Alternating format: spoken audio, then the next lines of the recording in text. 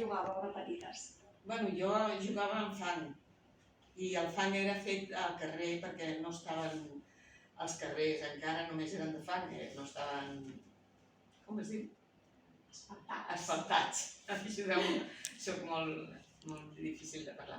I llavors aquest joc era molt divertit perquè agafàvem fang, cosa que dic jo sempre que això es podria portar a la nova tècnica d'ara, però cada una agafava, amb aigua fèiem fang al terra, agafàvem una quantitat més o menys iguales i fèiem una cassoleta i amb aquesta cassoleta petàvem, que es deia cassoleta petarà, queda una mica cursi, però igual era llavors es deia així. I quan es feia un forat, l'altra tenia que tapar-lo amb el seu fang. La que abans acabava el fang perdia. Això era un joc. Molt bé, i vosaltres? No, jo també jugava amb fang, però el que feia era cassoletes, però feia cassoletes amb cendra, com si fos un cendrer, i llavors ho posaven a sobre i quan teníem 4 o 5, llavors es tancaven i feien com una pandereta i sempre jugaven així. I després el que jo jugava molt era a corda, a saltar, a fer el burro, amb això te posava a sobre i feia burro media manga, motero, vine lo que és, mitja manga. I sempre jugaven així. Això era un joc molt de nois i de noies, però més de nois que de noies. Es separaven molt abans els jocs? Sí, sí. A la corda mateix, que diu ella, saltàvem les dones, bueno, els nens. I saltàvem, era divertidíssim. De fet, ara no sé si tu saps saltar. Sí, perquè és que les meves netes amb 4 o 5 anys o 6 no sabien saltar. I els hi vaig dir que ensenyem quasi 70 i anys. Jo vaig agafar encara l'època de saltar. I saltava molt, Doncs jugava les molt d'ara no, les d'ara no en saben. No sé si ho saps, però no. I mira que és divertit, saltar a la comba, a la corda o digue-li com vulguis. Divertidíssim. I sabeu d'algun joc on abans vosaltres sí que jugàveu i veieu que ara ja és com si no existís? No. Jo crec que existeixen tots. Jo al barri em semblava que, però el teu company m'ha dit que sí, pensava que era un dels que ningú coneixia. I perquè jugàvem també amb una roda que et anaves dient coses a les orelles i això encara se segueix jugant. Vull dir que fora del fang aquest, que no és que no es pugui jugar amb el fang ara, sinó que era el sistema de fer-ho i el joc en si. Expliqueu-nos una miqueta l'objectiu que teniu amb això de la memòria de barri. Bueno, primer que ens ajuda moltíssim a pensar.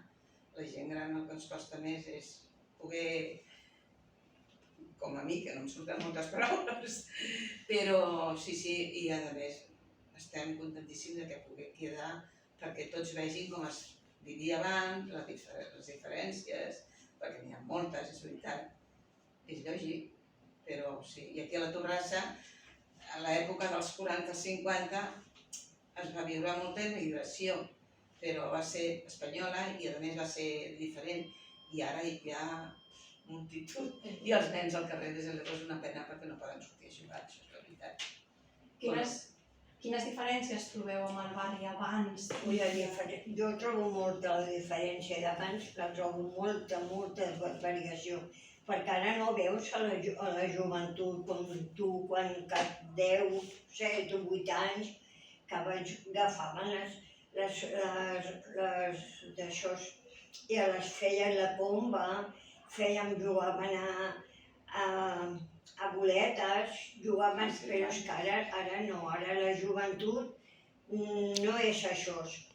Però abans sí, jo ara mateix, allà on jo em vic, no molestaves a ningú, no es queixava ningú, agafaves la bicicleta i anaves damunt amunt, al cavall. Ara la gent quan toques una mica una roda que fa soroll, ui, no, que estem dormint, ui, no, que estem fent la siesta, ui, es queixen de tot.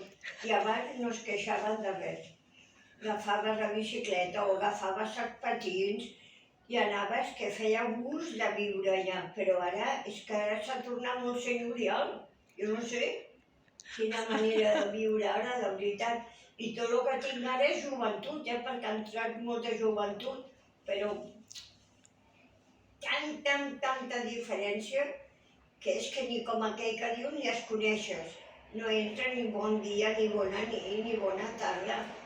I és molt diferent. Jo he trobat una diferència de lo que jo vivia a com s'ha viu ara. Però molta, Es la tecnología. Bueno, yo no soy de aquí, Sí, no.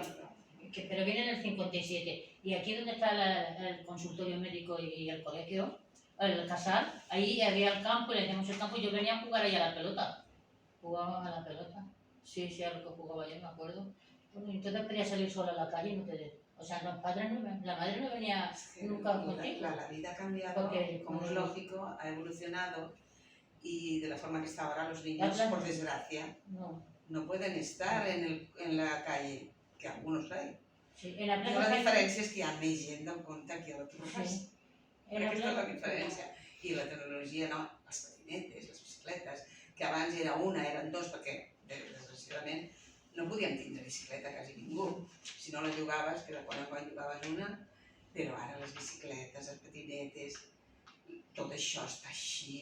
La gent gran ha patit molt amb això. Perquè tu vas caminant i de cop a cop tot passa un balcó i dius que m'arriba a moure una mica, m'enganxa. Sí, no, exacte. Però a més ha canviat la multitud de gent que hi ha. Ara, bueno, és lo lógico, noto un cambio normal. Yo me acuerdo cuando mi hija iba al colegio pequeña, cuando salíamos pues, a jugar a la Plaza Española y ahí jugábamos. Bueno, eso sí. Pero no había tantos como hay ahora, claro. Claro,